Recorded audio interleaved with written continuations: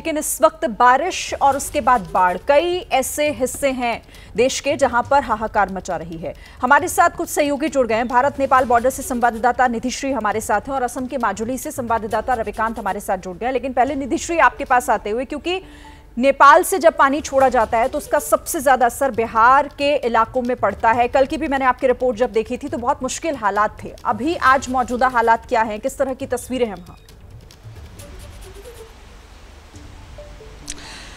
शिरीन, सबसे पहले मैं बता दूं कि इस वक्त सुपौल में मैं मौजूद हूं और चूंकि सुपौल सबसे पहले प्रभावित हो, अगर कोसी बराज से पानी 3-3.5 लाख क्यूसेक से ज़्यादा छोड़ा जाता है तो, और ये तस्वीर है जो डराती है। इस वक्त हाई टाइड इसको कहा जाएगा। और ये देखिए, चूंकि इस तरफ जो है, अगर मेरे सहयोगी राजेंद्र दिखा सके, वो जो सामने आपको जंगल जैसा नजर आ रहा है, दरअसल वो नेपाल है। और नेपाल में के ऊपरी इलाके में इस वक्त भारी बारिश हो रही है। भारी बारिश का मतलब है जो निचला इलाका है, जो बिहार का सुपौल जिला है, उस तरफ पानी आएगा। कल की तारीख में 3,97,000 क्यूसेक पानी रिलीज किया गया और यही वजह है कि कोसी बराज के सारे गेट्स खोल दिए गए। हालांकि आज इस वक्त 12 बजे जो वाटर रिलीज किया गया वो लगभग 1,80,000 का है। यानी कि कल से आज थोड़ी बेहतर स्थिति है, लेकिन इस वक्त फिर बारिश हो रही है। यानी अगले 24 घंटे में फिर से हाई टाइड की संभावना जताई जा रही है। अब क्या तैयारियां की गई हैं ये मैं आपको चलते चलते दिखाऊंगी। चूंकि ये निचला इलाका है, लिहाजा ये जो इस तरफ आप देखेंगे ये सुपौल पड़ता है, सुपौल जिला, सुपौल, मधेपुरा और सहरसा। ये जो आपको कांटेदार बनाए हुए नजर आ रहे होंगे शिरीन, इसको पॉर्क्यूपाइन कहते हैं। ऐसा इसलिए ताकि जब पानी वेग में आता है, करंट में आता है, तो उसके साथ सिल्ट होता है। सिल्ट यहाँ इस हिस्से में जमा हो गया। ये देखिए, ये पहले गड्ढा था, यहाँ सिल्ट जमा हो गया है। सिल्ट जमा होने के बाद पानी का जो करंट है वो थोड़ा कम हो जाता है और उससे कम असर पड़ता है। लेकिन ऐसा नहीं है कि असर नहीं पड़ रहा है। अभी भी सुपौल के कई ऐसे पंचायत हैं जो बिहार में पहली बारिश में ही प्रभावित है। तो इस तरीके की तैयारियां की गई है, लेकिन ये कितनी पुख्ता तैयारी है ये अगले 24 घंटे में पता चलेगा, जब चूंकि ऊपरी इलाके में बारिश हो रही है तो उसका असर बिहार में देखने को मिलेगा। शिरीन, ठीक है निधि, आप रहिएगा हमारे साथ। तो ये तो बिहार के हालात हमने देखे। अब जरा असम में क्या स्थिति है मौजूदा। माजुली से संवाददाता रविकांत हमारे साथ जुड़े हुए हैं। रविकांत, ताजा हालात, किस तरह के मुश्किल हालात हैं, क्या कुछ और डिटेल्स हैं वहां से? देखिए, यहाँ पर ब्रह्मपुत्र नदी एकमात्र जरिया है माजुली तक पहुंचने का। माजुली एक आइलैंड है, चारों ओर से पानी से घिरा हुआ है। ब्रह्मपुत्र नदी में फेरी से आना पड़ता है। इस समय बाढ़ होने के कारण फेरियां नहीं चल रही हैं, 1 या 2 फेरी चलती है, लेकिन लोगों की संख्या काफी ज्यादा है, लिहाजा लोग घंटों इंतजार कर रहे हैं और फेरी के चलने का समय देख रहे हैं कि कब फेरी चलती है, क्योंकि अभी बाढ़ के कारण ये भी तय नहीं होता है कि फेरी कब चलेगी। कुछ लोग यहाँ हमारे साथ हैं जो फेरी से संबंधित हैं। आप लोग बताइए कि क्या दिक्कत आ रही है बाढ़ के कारण माजुली में? हाँ, यहाँ पे जो लोग हर रोज जो मतलब आने जाने में दिक्कत हो रहा है। अभी पहले हम लोग का यहाँ पे एक दिन में मतलब 11 या 10 फेरी चलता था। बांध के कारण अभी आज खुला है 9 दिन के बाद। आज अभी 9 दिन से फेरी नहीं चल रही थी। पूरी तरीके से भारत के मेन लैंड से कटा हुआ था माजुली। हाँ, पूरी तरह से कटा हुआ था, बंद हुआ था वहाँ उस टाइम। आज से शुरू हुआ है फिर से। कल से मतलब जो पहले चलता था उसी से मतलब चलेगा।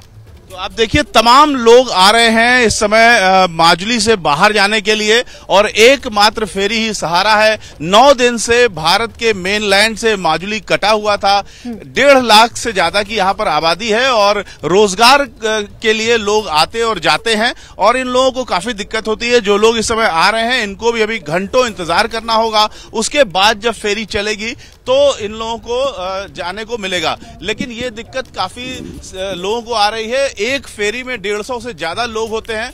8 से 9 फेरियां चला करती थी, लेकिन अब सिर्फ एक ही फेरी चल रही है और बाकी जो फेरियां चल रही हैं वो सरकारी होती है, जो कि ऑफिशियल पर्पसेस से चलती है या सुरक्षा की दृष्टि से। तो लोगों को खासतौर से माजुली से बाहर जाने और आने की सबसे ज्यादा दिक्कत होती है, क्योंकि ज्यादातर लोग अपने रोजगार के लिए आते और जाते हैं। माजुली के अंदर भी कई ऐसे दुर्गम इलाके हैं जहां पर पहुंचना भी मुश्किल होता है। वहां पर लोग फंसे हुए हैं। हमारी जो वहां की डिप्टी कलेक्टर है उनसे बात हुई, उन्होंने बताया कि ऐसे इलाकों में हम रेस्क्यू का काम कर रहे हैं और राहत बचाव का। और ऐसे समय पर सिर्फ और सिर्फ प्रशासन से ही उम्मीदें होती हैं कि किस तरीके से उन तक मदद पहुंचाई जा सके।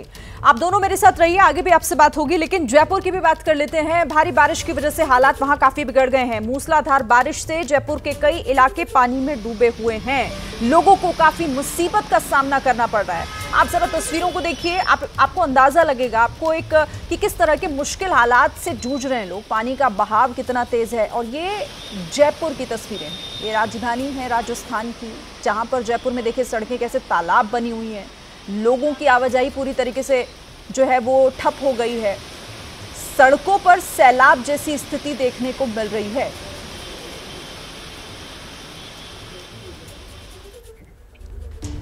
और असम की भी हम बात कर रहे थे। देखिए, असम के काजीरंगा राष्ट्रीय उद्यान में भी बाढ़ का कहर है। बाढ़ में डूबे हुए काजीरंगा नेशनल पार्क में जानवरों का रेस्क्यू ऑपरेशन चलाया जा रहा है।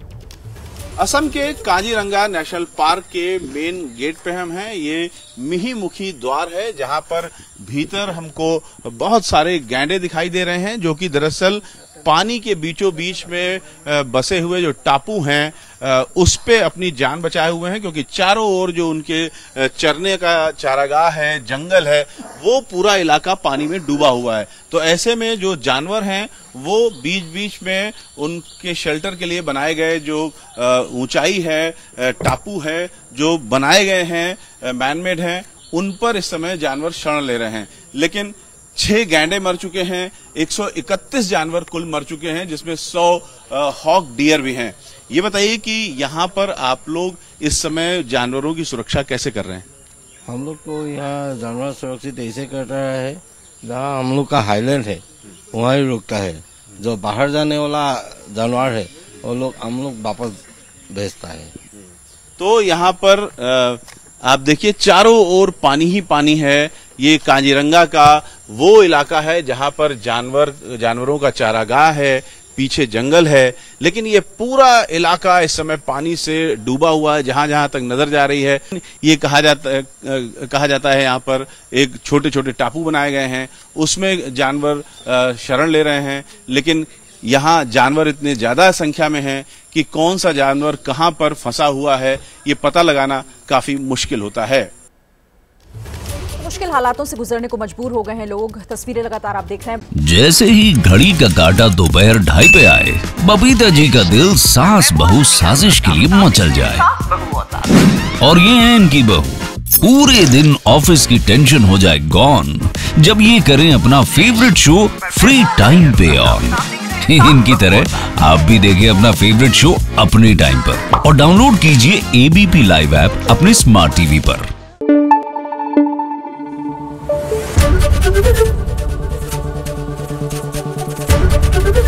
एबीपी न्यूज आपको रखे आगे।